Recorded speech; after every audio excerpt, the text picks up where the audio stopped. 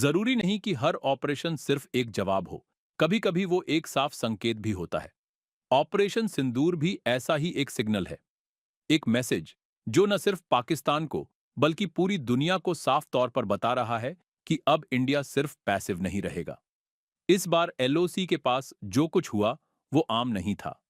Indian army ने पहली बार अपने T-72 अजेय मेन बैटल टैंक्स को एलओसी के इतने करीब डिप्लॉय किया, बिल्कुल फ्रंट लाइंस पर। ऐसे रगेड पहाड़ी इलाकों में जहां अब तक सिर्फ इन्फेंट्री और आर्टिलरी की मौजूदगी होती थी, वहां टैंक की गरज सुनाई दी। T-72 दशकों से हमारी आर्मर्ड कॉर्प्स की बैकबोन रहे हैं, पर अब इन्हें एक नए टेरेन में, एक नए रोल में देखा गया।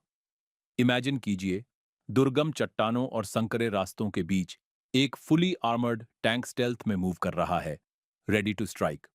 यही तो था ऑपरेशन सिंदूर का एसेंस, स्ट्रैटेजी, सरप्राइज और स्ट्रेंथ का मेल।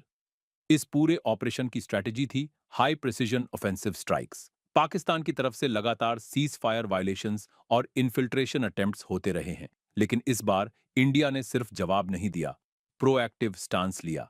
हमारी फॉरवर्ड इन्फेंट्री यूनिट्स और टैंक क्रू ने मिलकर एंटी पोस्ट पर पिन पॉइंटेड फायर किया, और जब टैंक की 125 मिलीमीटर गन गरजी, तो ना सिर्फ बंकर्स तबाह हुए, बल्कि वो शॉक और फियर भी फैल गया जो किसी भी कन्वेंशनल बैटल में गेम चेंजर होता है।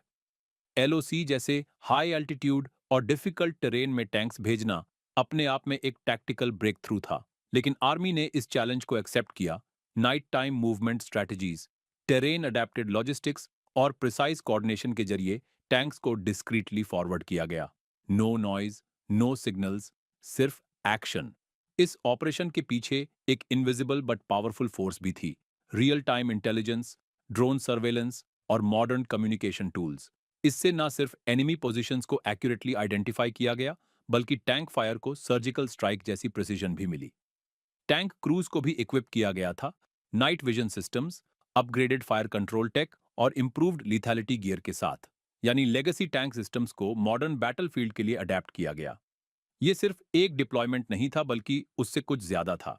ये दिखाता है कि अब इंडियन आर्मी रिएक्टिव नहीं, प्रोएक्टिव डॉक्ट्रिन की तरफ बढ़ चुकी है।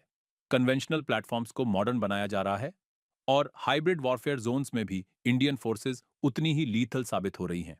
ऑपरेशन सिंदूर सिर्फ एक टैक्टिकल सक्सेस नहीं था, ये एक स्ट्रेटेजिक मैसेज था कि इंडिया अपने बॉर्डर्स की रक्षा के लिए किसी भी हद तक जा सकता है, और सरप्राइज फैक्टर के साथ एग्रेशन दिखाने में भी पीछे नहीं है। अब सिर्फ बंदूक नहीं, अब इरादा भी दिख रहा है।